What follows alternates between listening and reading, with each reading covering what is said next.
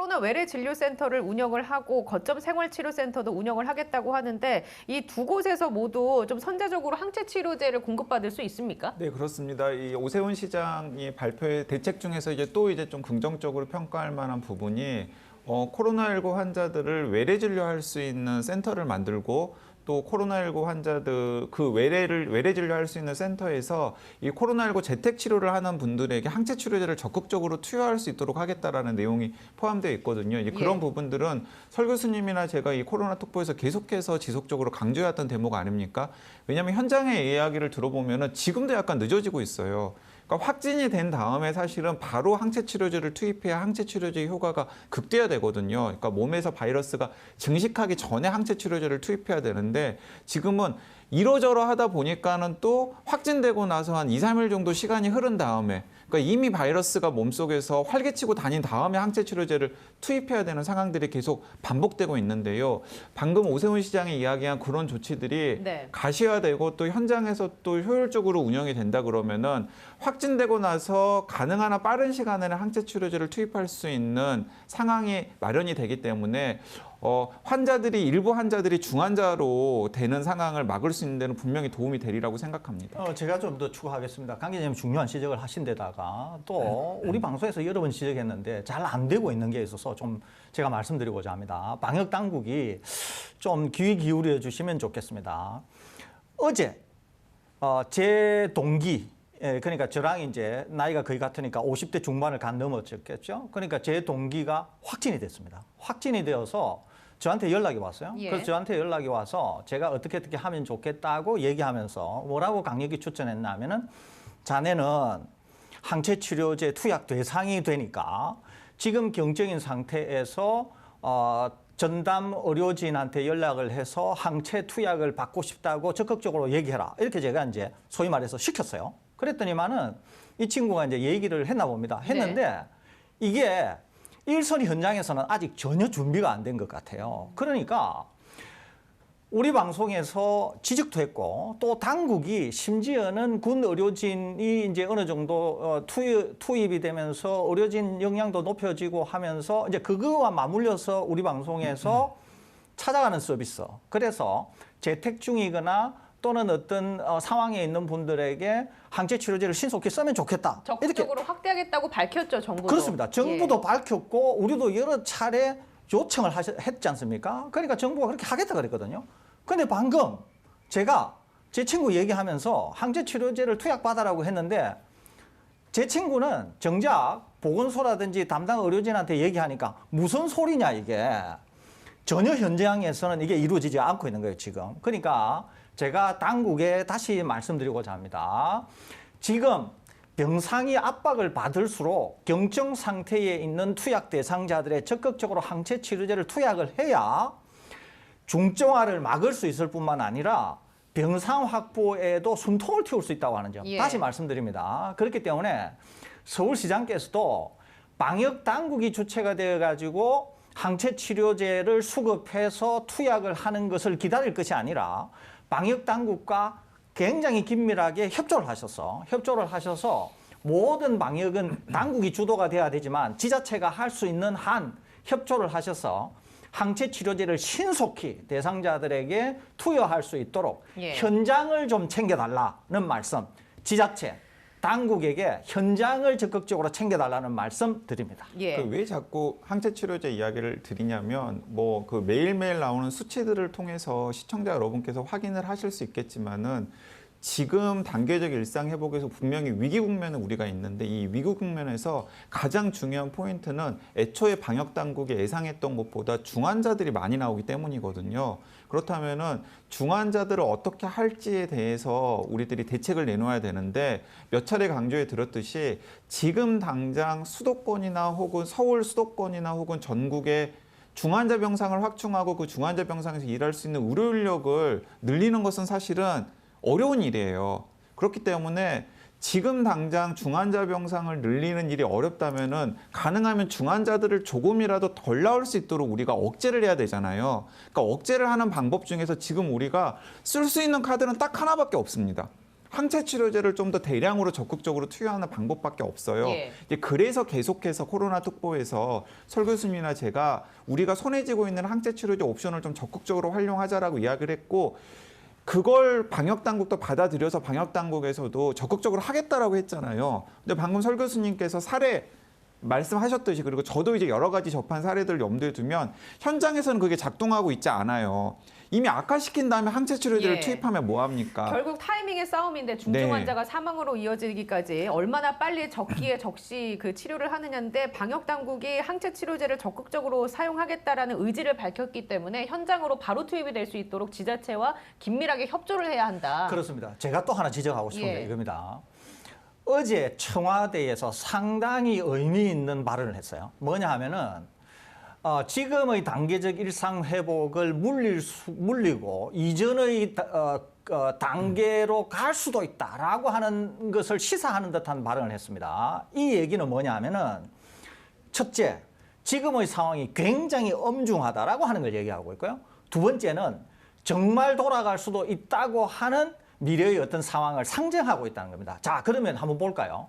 만일에 우리가 지금의 단계적 일상 회복을 그만두고 예전의 거리 단계로 다시 돌아가게 되면은 정말 소상공인이나 자영업자는 다시 피눈물 나는 사태가 발생할 수 있다는 거예요. 자, 그러면 우리가 지금 먹는 치료제는 한참 있어야 나오고, 지금 병상 문제, 그다음에 오늘 확진자 수, 어제 확진자 수 이런 걸 보면은 우리가 생각한 것보다 훨씬 상황이 악화되고 있다는 거죠. 자, 이 상황에서 우리가 지금 동원할 수 있는 거는 크게 두 가지가 있을 수 있다는 거예요. 하나는 강력한 거리두기 하나 있을 수 있고, 두 번째는 예. 항체 치료제 같은 것을 써서 중환자를 막는 방법이 있을 수 있다는 거죠. 그러니까 앞쪽 방법, 그러니까 거리두기를 한다. 이것은 청와대에서 시사한 것처럼 하게 될 경우에는 첫째, 경제적인 타격, 두 번째, 주가에 미치는 영향, 세 번째, 소상공인 자영업자들이 미치는 경제적인 타격, 이런 걸 감안하면은 항체 치료제에 투입되는 비용이라고 하는 것은 아무것도 아니라는 거예요. 이거는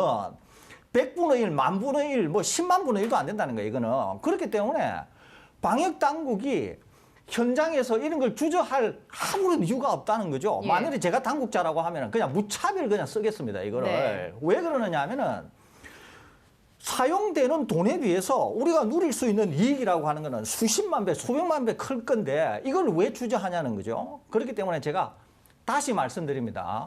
상황이 악화돼서 돌아간다고 하면은 그 손실이라고 하는 것은 지금 항체 치료제를 물론 아낀다는 그 의미는 아니지만은 아껴서 아껴지는 것보다 수십만 배, 수백만 배나 더 큰 네. 희생을 치를 수 있기 때문에 알겠습니다. 보다 더 적극적으로 임해달라는 말씀 다시 드립니다. 자, 여기 한 가지만 덧붙이겠습니다. 관련 내용이 있기 때문에 어제 이제 중환자의학회라는 곳에서 이제 기자회견을 했어요. 기자회견을 냈죠. 하고 예. 성명서를 냈는데요. 담화문이라는 이름의 성명서를 냈는데, 이제 중환자의학회는 어떤 곳이냐면은 가장 위중한 환자들을 돌보는 의사들의 학회입니다. 이제 그분들 같은 경우에는 중환자실에 있는 이제 환자들만 이제 눈에 보이겠죠. 그렇기 때문에 이제 그분들 입장에서는 이제 지금 어떤 제안을 이제 했냐면은 중환자실에 지금 입원해 있는 환자들 중에서 먼저 진료를 해야 될 환자와 진료를 포기할 환자들을 판단할 수 있는 가이드라인에 대한 사회적 합의가 필요하다라는 무서운 이야기를 했어요. 굉장히 잔인한 얘기인데요. 굉장히 잔인한 이야기죠. 예. 그런데 어쨌든 간에 현장에 있는 중환자를 돌보는 의사들 입장에서는 지금 상황이 그런 가이드라인을 준비하는 게 필요할 정도로 위급하다라고 하는 위기의식 같은 게 있나 봅니다. 이제 이런 얘기입니다. 그러니까 중환자들을 오랫동안 돌보는 의사들이 보기에는 생존 가능성이 굉장히 낮은 분들도 있을 수 있고요. 그리고 또 적극적으로 진료를 하면 생존 가능성을 높일 수 있는 분들도 있는데, 지금은 이런 분들이 무차별적으로 지금 예. 빨리 들어오는 대로 지금 이제 케어를 받고 중환자실이 배정이 되고 있다라는 거죠.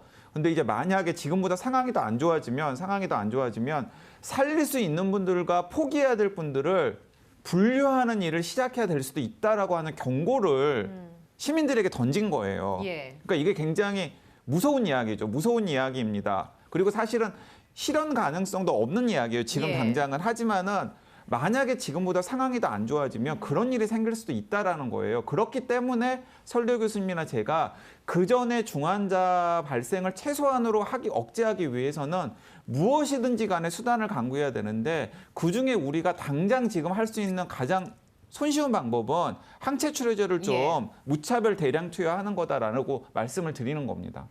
알겠습니다. 자, 그럼 이건 어떻습니까? 한 가지만 더 서울시장의 그 브리핑에서 살펴볼 내용은 백신 접종률을 높이기 위해서 모든 노력을 기울이겠다면서 60세 이상 고령층은 전담 공무원 책임제로 접종을 독려하고 소아청소년은 학교 단위로 접종을 시행하겠다라고 밝혔거든요. 이에 대해서는 두 분 어떻게 생각하십니까? 네, 뭐 소아청소년은 원래 제가 가지고 있는 입장이 좀 있으니까 그거는 약간 미루어두고 고령층하고 그 이외의 것을 얘기하도록 하겠습니다.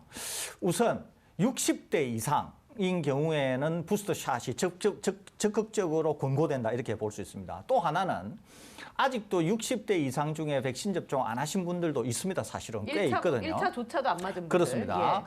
1차 접종 안 하신 분도 꽤 있고 또 1차를 맞으시고 나서 후유증이나 그 이외의 이상 반응이나 이런 것들 때문에 2차 접종, 그러니까 온전한 접종을 안 하신 분들도 꽤 있는 거죠. 그러는데 저희들이 정확한 데이터는 없어서 말씀을 못 드리고 있는데 현장 의사분들의 전언을 말씀드리면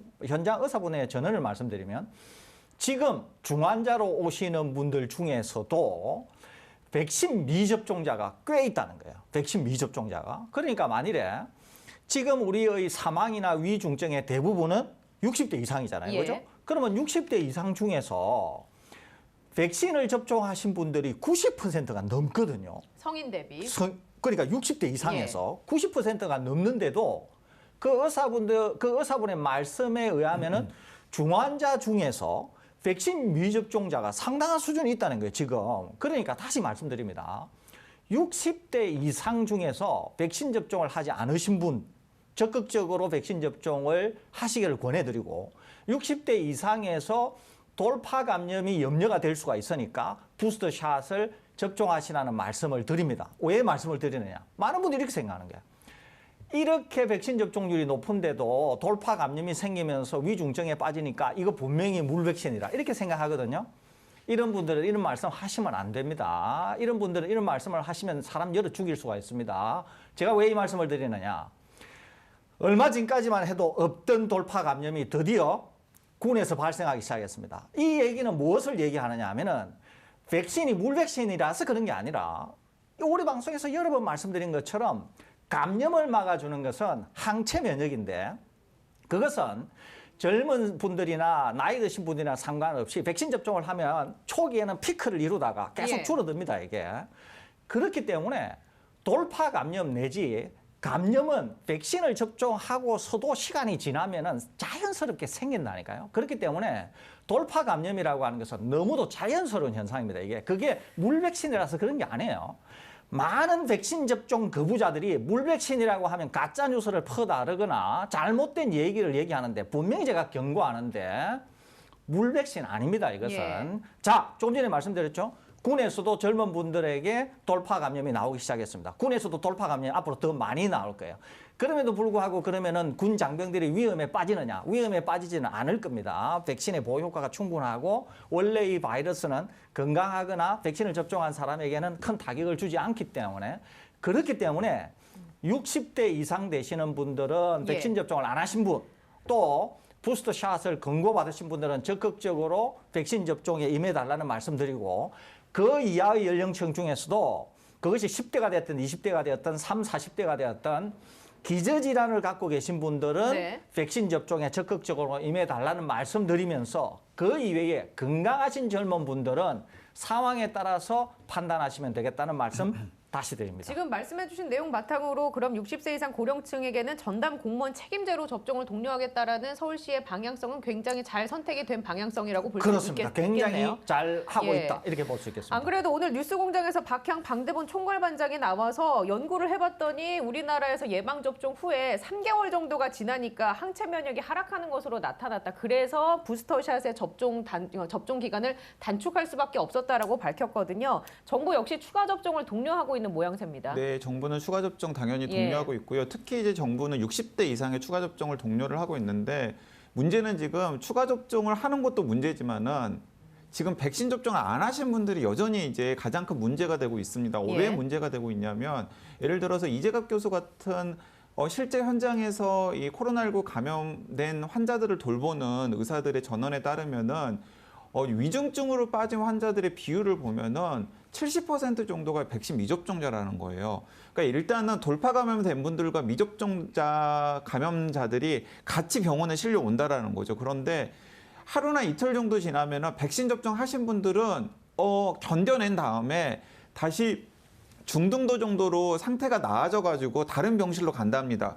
그런데 백신 접종 안 하신 분들은 거기서 이제 더 예. 나빠진다라는 거예요. 그런 분들이 사망에 이어질 가능성이 크고요. 최소한 그 비율이 7대3 정도. 그러니까 백신 미접종자 중에서 위중증 환자나 사망자가 70% 그리고 백신 접종자는 30% 정도라고 합니다. 그러니까 이건 전 세계적으로 공통된 현상인 것 같아요. 예. 그래서 우리나라에서는 지금 아직까지는 60대 이상의 백신 미접종자 등에 대해서 디스인센티브를 이야기하고 있거나 혹은 백신 접종 강제화를 이야기하고 있지 않지 않습니까? 예, 근데 세계적으로는 좀 다른 것 같습니다. 네, 세계적으로는 다른 것 같습니다. 예. 예를 들어서 이제 어제 나온 뉴스를 보면 그리스 같은 경우에는 60세 이상의 백신 미접종자에게는 우리나라 돈으로 한 10만 원 정도의 벌금을 물리기로 했고요. 예. 왜냐하면은 60대 이상의 고령자 같은 경우에는 10만 원이라도 상당히 큰 돈이거든요. 그러니까 10만 원 정도의 그 백신 미접종 벌금을 물리기로 했고요. 그것도 한 번만 물리는 게 아니라 한 달 단위로 물리기로 했어요. 한 달 단위로. 한 달 단위로 물리기로 했습니다. 맞을 때까지. 네, 맞을 때까지. 그리고 오스트리아 같은 경우에는 2월에 모든 성인의 백신 접종 의무화를 추진하기로 했고요. 역시 미접종자에게는 과태료를 부과하기로 했고요. 독일도 심지어는 모든 성인에게 강제 움직임을 지금 추진하고 있는 상황입니다. 그러니까 이 우리나라는 오히려 지금 굉장히 신사적으로 지금 하고 있는 거예요. 그런데 이제 우리나라도 예. 유럽의 나라들처럼 상황이 더 안 좋아지면 이렇게까지 될 가능성도 있기 때문에 지금 서울시에서 하고 있는 것처럼 공무원이 찾아가 가지고 읍수하면서 백신 접종을 독려하고 그리고 추가 접종을 독려할 때 저는 거기에 적극적으로 좀 응해 주셨으면 좋겠다라는 생각이 듭니다. 거기다가 강 기자님이 굉장히 중요한 이제 지적을 하셨어요. 뭐냐면은 이제 이재갑 교수의 전언을 하신 거잖아요. 그런데 이제 이재갑 교수가 뭐라 그랬죠? 백신 그러니까 위중증 환자 중에서 백신을 접종하신 분이 3, 백신을 접종 안 하신 분이 7이라 그랬잖아요. 그러니까 아까 제가 뭐라 그랬죠? 우리나라 60대 이상 고령층 중에서 물론 이재갑 교수가 보신 환자 중에서 60대 이하 중에서도 위중증 환자가 있기는 있을 거예요. 그런데 그냥 60대 이상만 우리가 생각해 보자는 거예요. 60대 이상에서 백신 접종을 온전히 하신 분이 90% 정도 되거든요.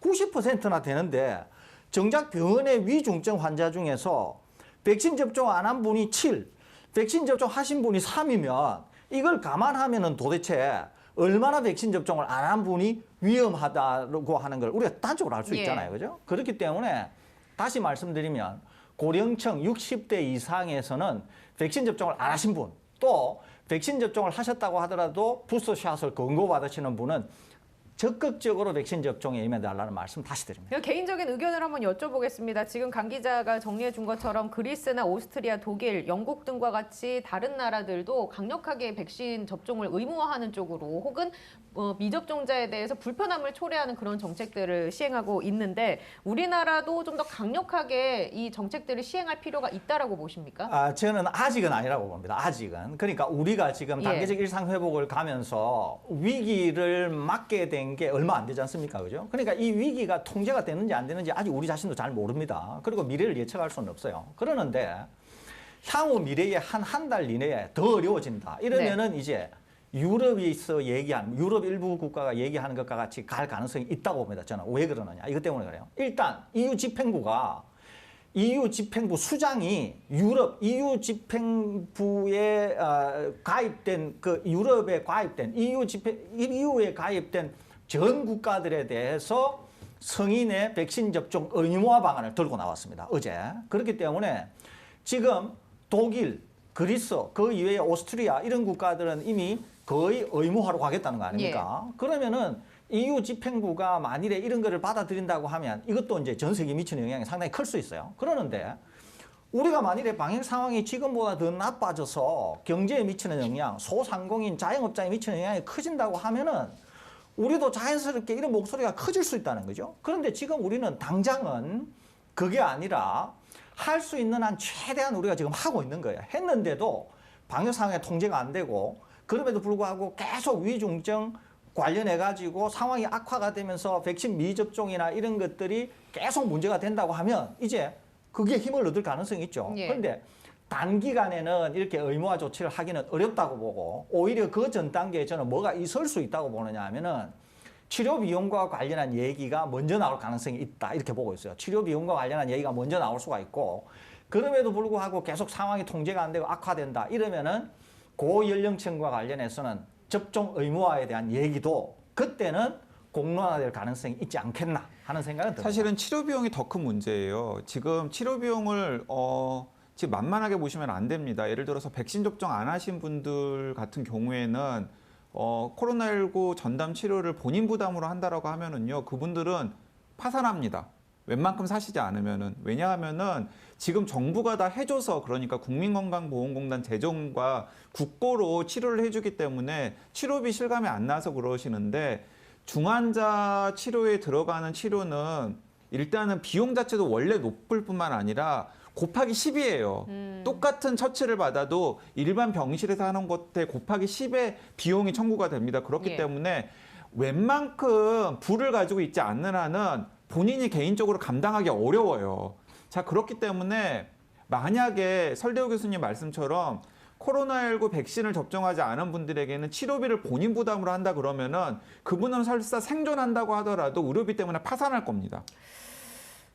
일단 교수님께서는 지금 당장 우리나라가 유럽의 여러 나라들처럼 시행하고 있는 백신과 관련된 디스인센티브제를 시행하기는 좀 어려울 것 같다라고 얘기를 해주셔서 좀 더 지켜보고 나서 안 됐을 때는 그걸 시행해 볼 법하다라고 얘기해 주셨는데 좀 선제적으로 할 수도 있지 않겠습니까? 상황이 더 악화되는 걸 기다렸다가 한다기보다는. 그런데 이제 이게 어렵습니다. 예. 그러니까 우리가 거리두기를 한다거나 이런 것들은 전 국민을 대상으로 하지만은 이제 일부 이제 우리가 생각할 것들이 좀 있잖아요. 이제 우리의 법 체계라든지 예. 국민의 정서라든지 이런 게 있을 수 있거든요. 그러는데 지금 상황이 우리가 경험하지 못한 상황으로 빠져든다고 해서 그러면 통제가 불가능하냐. 이걸 아직 우리가 모른다는 거예요. 왜냐하면 단기적 일상회복을 우리가 한번 해본 적이 없기 때문에. 그렇기 때문에 다소 어려운 국면에 있다고 해서 오히려 우리의 법 체계에 맞지 않는 의무 접종 같은 거를 하게 될 경우에는 이것이 불러올 수 있는 문제, 파급도 이게 굉장히 클 수 있다는 거예요. 이게 그렇기 때문에 오히려 동원할 수 있는 우리의 법 체계 내에서 동원할 수 있는 것을 최대한으로 해보고 그럼에도 불구하고 안 된다고 할 때 공론화의 과정을 거쳐서 해야 되지. 이와 같이 위험한 것을 방역 당국이 바로 실시하기에는 너무도 어려움이 있는 거예요, 이게. 그렇기 때문에 제가 예. 생각할 때는 뭔가 좀 지켜봐야 될 것 같고 또 하나는 국회도 적극적으로 뭔가 이런 어떤 여론에 대해서 귀 기울이고 어떤 방법이 나은가 하는 것들이 방역 당국 또 정부 또 국회 이런 예.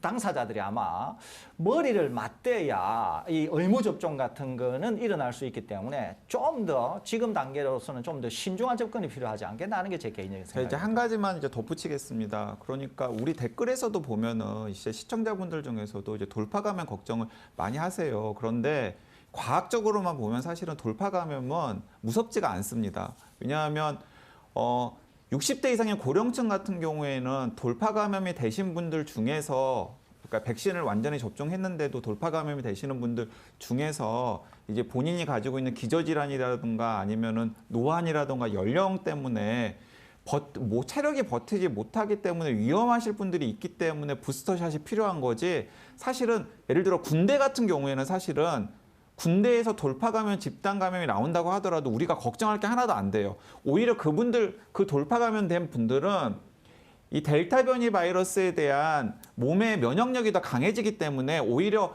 공동체 전체로 예. 보면 이익이 되는 일이에요. 근데 이제 그런데도 불구하고 방역 당국이 돌파 감염을 걱정하는 이유는 무엇이냐면 젊은 사람들 사이에서 돌파 감염이 많아지면 돌파 감염이 아닌 것보다는 전염력이 낮긴 하지만 그래도 다른 사람들한테 바이러스를 전파시킬 가능성이 있고 면역력이 낮은 사람이라든지 그 바이러스를 고령층이라든지. 전파시키는 예. 대상이 예를 들어서 면역력이 낮은 고령층이라든가 기저질환을 가지고 있는 분들이 있을 수 있어서 위중증 환자를 더 많아지게 하는데 기여를 할 수 있기 때문에 돌파 감염을 걱정하는 것이지 젊은 사람들 사이에서 그러니까 위중증으로 이어지지 않는 사람들 사이에서의 돌파 감염은 사실은 별로 걱정할 게 안 됩니다. 단적인 이유로 뭐냐면 국내외 과학자들이 돌파 감염에 걸린 분들 같은 경우에는 부스터샷 접종할 필요가 없다라고 이야기를 하고 있는 거예요. 예. 그러니까 사실은 그분들도 돌파 감염 자체는 자연 부스터샷이라고 인정을 하고 있는 거죠. 자, 그렇기 때문에 자꾸 백신 접종한 사람들 중에서도 돌파 감염 나오기 때문에 문제다라고 이야기하는 건 사실은 맞지 않다라는 걸 지금 설명해 드리기 위해서 제가 덧붙입니다. 알겠습니다.